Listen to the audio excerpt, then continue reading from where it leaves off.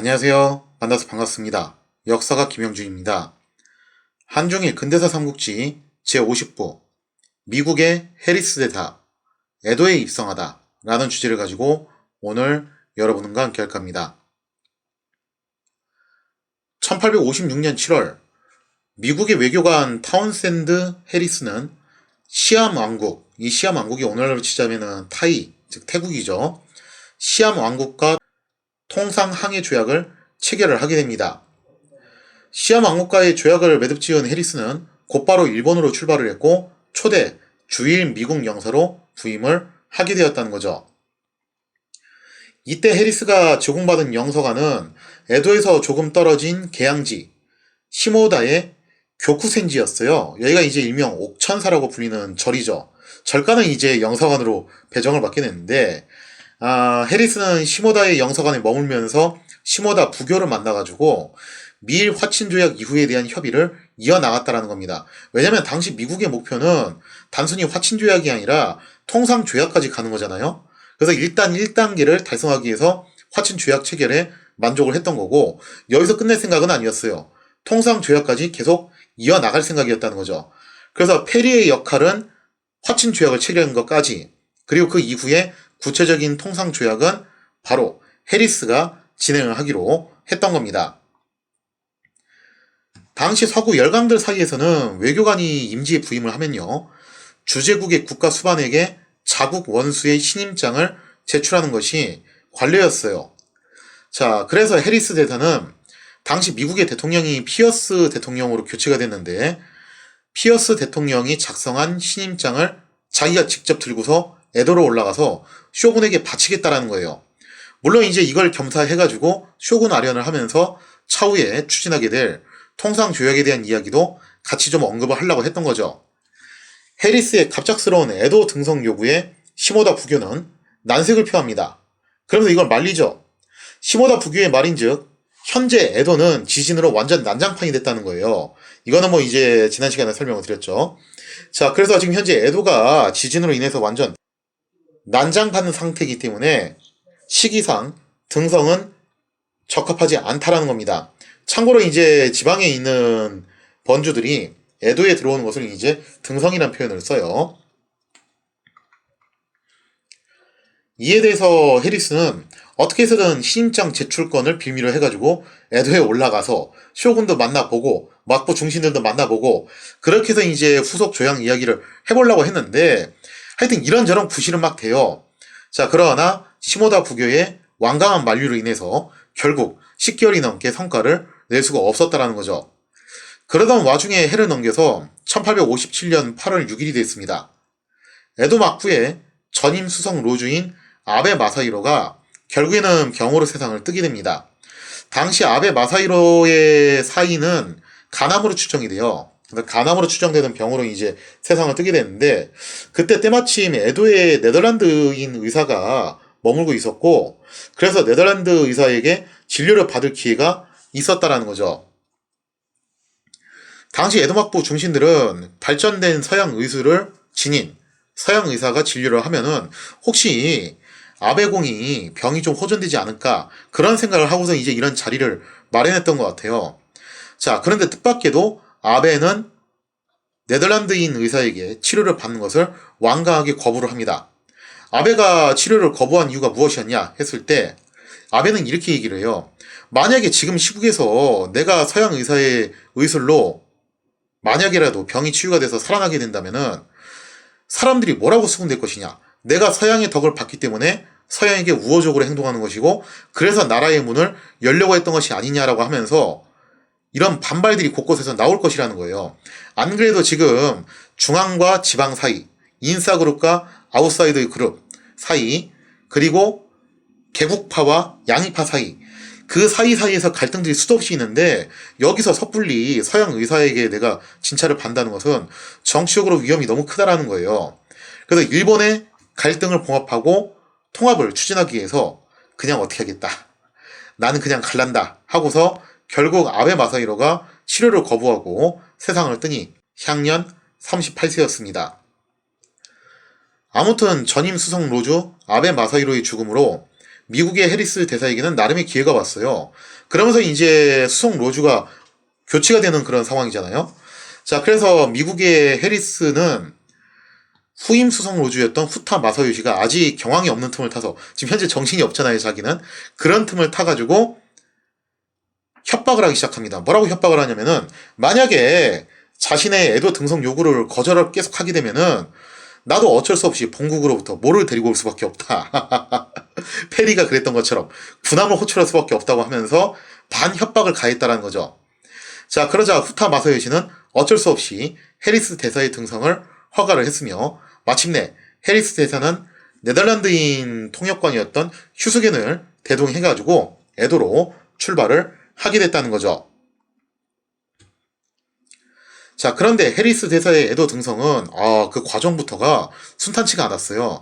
왜냐면은 이때 당시 일본의 사상적 주류가 뭐였냐면은, 다시 또 이제 설명드리지만 미토번에서 만들어진 바로 미토학이었죠. 그리고 그 미토학의 핵심 요체가 뭐냐면은 존왕양이에요.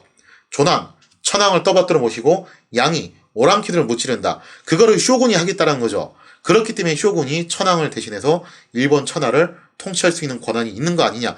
그거라는 거죠. 자, 그래서 이 존왕양이 사상이 일본 사무라이 사이에서 정말 아주 폭넓게 퍼져 있었고, 이게 핵심 사상으로 자리를 잡은 상태입니다. 당연히 이 존왕양이 사상에 감화되었던 어딜 가나 극렬 분자들이 있잖아요. 그 극렬 사무라이들 입장에서는, 아니 어딜 감히 저 서양 오랑캐 놈이 우리 신주 일본 땅에 발을 내딛냐 이거죠. 당장 저 서양 오랑캐를 처단해야 된다. 그런 과격 분자들이 있었다라는 겁니다. 자, 그래서 이 존왕양이 사상에 심취했던 과격 분자들이 해리스 대사를 암살하려고 시도를 했었는데, 물론 다행스럽게도 이 암살 시도는 단순 해프닝으로 끝납니다.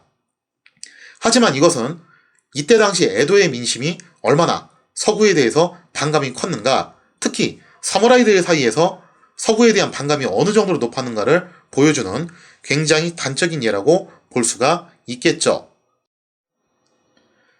자, 이와 같은 해리스 대사에 대한 암살 시도 사건은 사실 에도막부로서는 굉장히 곤혹스러운 일이었습니다. 만약에 혹시라도 미국 대사의 신변에 이상이라도 생기면은 그 무시무시한 미국 군함이 호출이 되겠죠. 그래서 에도를 포격할 게 불보듯 뻔하다라는 거예요. 자, 그렇다고 해서 존왕양이 지사들을 함부로 탄압할 수도 없는 형국이었어요. 왜냐면은 존왕양이 사상이야말로 에도 막부가 천하를 통치할 수 있도록 해준 이념적 기반이었다는 거죠. 그래서 이미 일본 사무라이들의 핵심적인 사상 기반이 되었기 때문에 이거를 함부로 터치하기도 어려웠다는 거예요. 만약에 에도 막부가 존왕양이 지사들을 처벌하려고 한다, 탄압하려고 한다라고 하면은 자칫 잘못하면은 이런 분위기가 형성이 될 수 있다는 거죠. 존왕양이, 양의를 해야 되는 것이 쇼군의 의무인데, 그러니까 이름도 정의대 장군 아니냐. 그런데 양의를 해야 될 쇼군이 지금 양의를 부르짖는 지사들을 탄압을 하고 오히려 서양 오랑캐들을 끌어들여서 나라의 문을 열어? 이거 매국노 행위 아니냐, 나진적자 아니냐 이거예요. 자, 그렇게 된다면 쇼군이 일본 천하를 통치할 수 있는 그런 명분적 기반이 송두리째 붕괴가 될 수 있다는 거죠.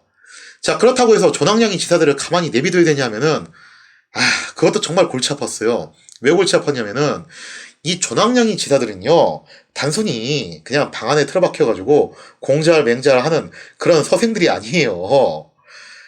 이념적인 것에만 머문 게 아니라 이것이 행동하는 신념으로 표출되는 사람들이라는 거예요. 이게 정말 무섭거든요. 물론 이게 그때 당시 시대적인 기류기도 했어요. 당시 서양에서도 특히 이제 좌파들을 중심으로 해가지고 운동권들이 이제 만들어지게 되거든요. 그래서 굉장히 여러 운동권들이 막 활기를 치고 다녔던 시절이었고, 그것 때문에 이제 서양 각국 정부들도 이 운동권들과 첨예하게 대립을 하고 있는 상황이었죠. 그리고 그때 당시 시위는 정말 살벌해가지고 운동권들이 기본적으로 들고 나오는 게 뭐 쇠파이프라든가 그 다음에 또 뭐 화염병이라든가 이런 거 기본적으로 다 들고 나와요. 그러니까 그때 당시 시위는 정말 살벌하게 짝이 없었죠. 그런데 어떻게 보면은 이 운동권하고 유사한 존재들이 일본에서는 존왕양이 지사들이라고 볼 수 있는데, 이 존왕양이 지사들은 더합니다. 얘들은 화염병이 아니라 칼이에요. 즉 칼이라는 무력적인 기반을 가지고 있는 사람들이에요. 그리고 그 무력적인 기반을 실질적으로 활용하는 데 있어서 일말의 주저도 없는 정말 위험한 집단들이라는 거죠. 따라서 에도막부로서는 이미 사무라이 사회의 정신적인 근간이 되어버렸던 존왕양이를 이제 와서 부정할 수도 없는 상황이고, 그렇기 때문에 존왕양이 지사들의 과격한 행동을 쉽게 탄압할 수도 없다라는 거죠. 그래서 이 사건이 정말 에도막부 입장에서는 곤혹스러운 사건이 아닐 수가 없다라는 겁니다. 1857년 10월, 아무튼 이런 우여곡절 끝에 미국의 해리스 대사는 마침내 에도에 입성을 하는데 성공을 하게 됩니다. 해리스 대사는 에도 막부의 쇼군인 도쿠가와 이에사다를 아련하면서 미국 대통령이 작성한 신임장을 제출을 하죠. 하지만 일본의 쇼군은 누차 말씀드렸다시피 뇌성마비 환자로 건강이 정말 좋지 못했어요. 그래서 해리스 대사와 오랜 대화를 나눌 수가 없었고, 결국 구체적인 논의는 막부의 중심들과 협의를 하게 됐다는 거죠. 에도 막부의 중심들은 해리스 대사하고 이런저런 이야기들을 논의를 하게 됩니다. 자, 해리스 대사는 어떤 부분들을 주로 설명을 하게 되냐면은, 현 시점에서 일본에게 가장 필요한 것은 미국과의 통상조약임을 강조를 해요. 왜냐? 여기에 대해서 해리스 대사는 이렇게 얘기를 해요. 일단 첫째, 무역은 모든 국가에게 이익이 된다. 우리만 좋자고 하는 게 아니라 일본에게도 분명히 이득이 된다는 거죠. 그리고 미국은 영국 같은 그런 깡패들하고 달라가지고 신사적인 규정에 따라 무역을 할 것이고, 아울러 미국은 아편을 팔지도 않을 것이며 군함을 동원해서 윽박지르지도 않을 것이다.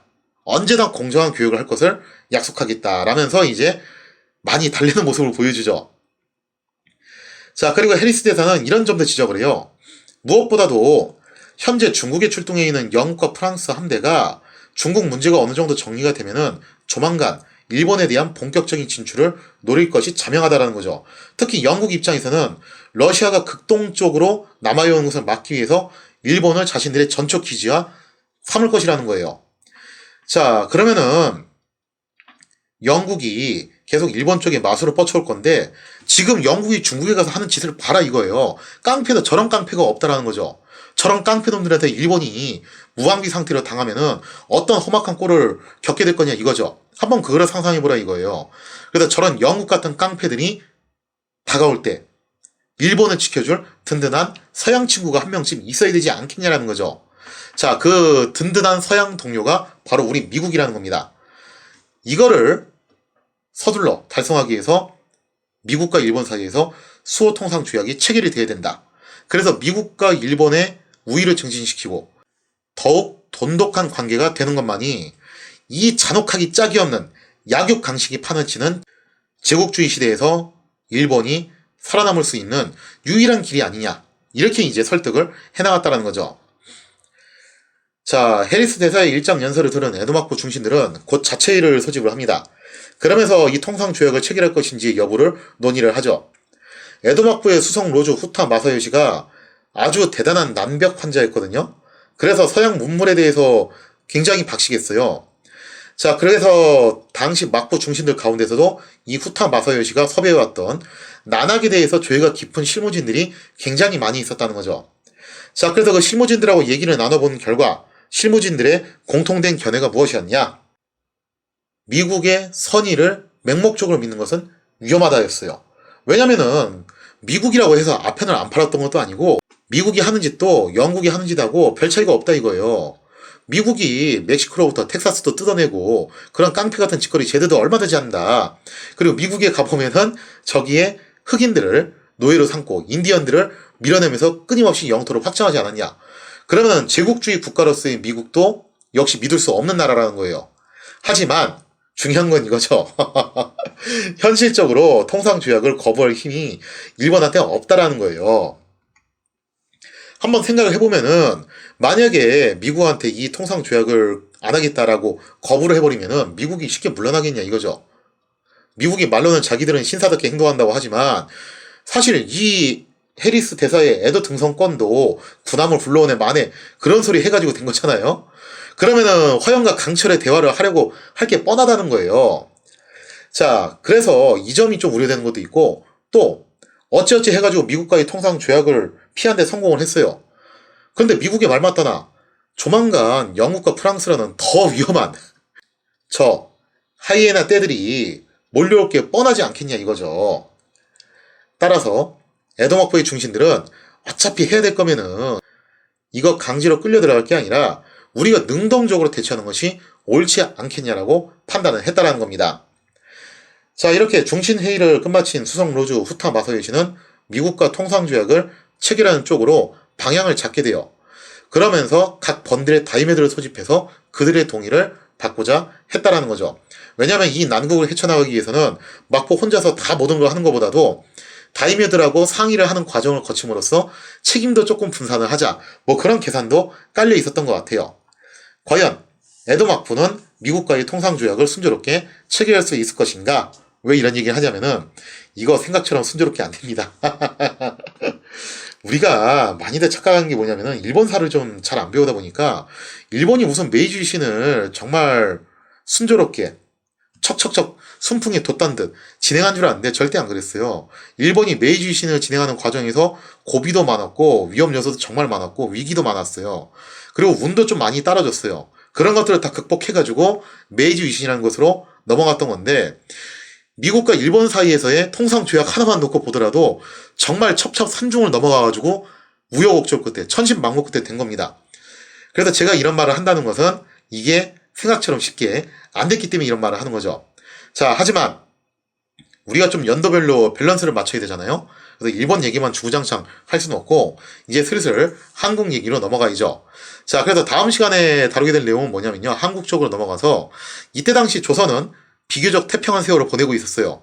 중국과 일본이 서양 열강들로 인해서 몸살을 겪고 있는 상황에서 조선은 좀 비교적 평온했었는데 하지만 평온해 보이는 조선에서도 조금씩 다크포스가 피어오르고 있었습니다. 이때 당시 조선에서 유행을 했던 사상이 하나 있었는데 그것이 뭐였냐? 거기에 대한 이야기를 다음 시간에 이어서 계속하도록 하겠습니다.